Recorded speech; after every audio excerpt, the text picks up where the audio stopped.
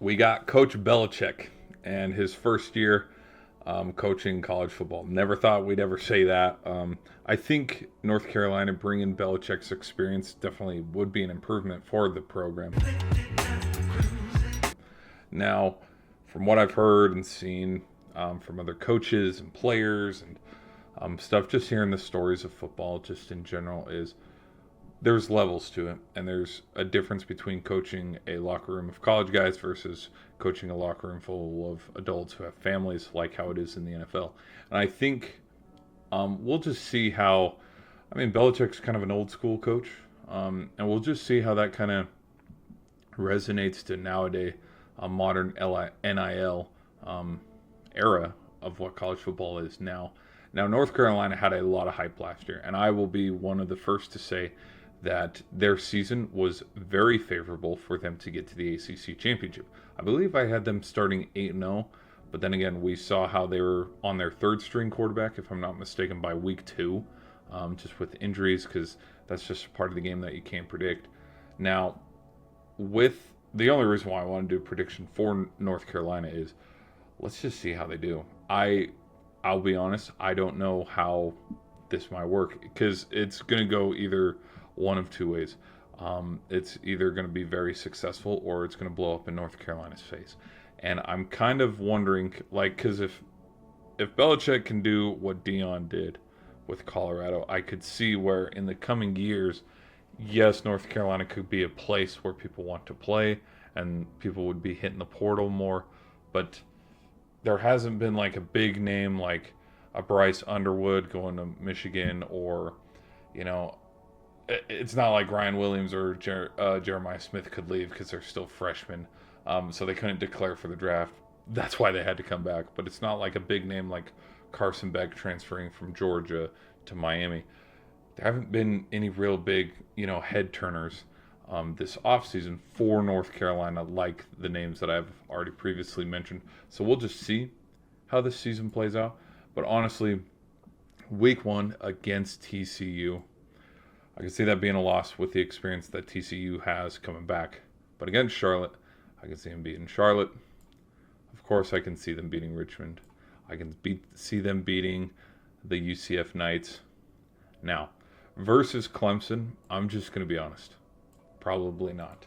And let's be real here. Who's the better coach out of Dabo Swinney and Bill Belichick? Like, it's comparing apples and oranges. We'll just kind of see how I think this game could have the makings of being upset, where we look at Clemson's side of the field and we look at where Clemson is to this point in the season where, okay, Clemson already lost their week 1 matchup. Whoops. This game 2 in Clemson, in North Carolina, Chapel Hill, in the middle of October. This could be a make or break for Clemson, because at this point, this could be their second loss, and we'll see where the rest of the season goes from there. But I'm going to put this as a loss for the Tar Heels, but it could have the makings of what seems to be an upset, and where we had a lot of high praise and a lot of expectations for Clemson. Those expectations aren't met as we reach the first week of October, because up until that point, Clemson has 2 losses. But then at Cal, I think they could definitely beat Cal. I definitely think they could beat Virginia. If they had Kyle McCord come back and, how Syracuse finished last season, if that same team could be the Syracuse team going into this season, oh, no. Syracuse is definitely going to win that game. But to this point now, we got 2 losses.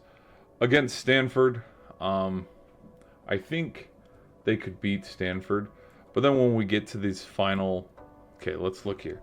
Final 3 games, okay? This is going to be a rivalry game.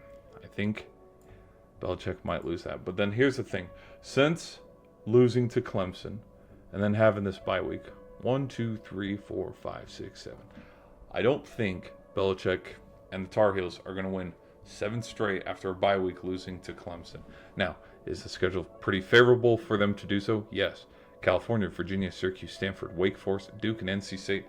I don't see them as potentially college football playoff teams. But this could be them trying to buy a spot into the ACC championship, so we can't overlook that. But winning 7 straight, no. I think they might be able to go 4-3 or 5-2, just depending on how this plays out. This Wake Forest game or this Duke game, I think can have upset just written all over it. Where, look at this to this point, they only have 2 losses towards the end of the season. Duke has 5 or 6 losses to this point. They have nothing to lose. They come into Chapel Hill, they beat them.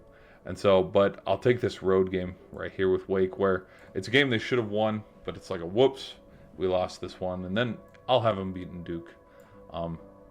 But 4 losses for Belichick for his first year at North Carolina. We'll just see how this all plays out.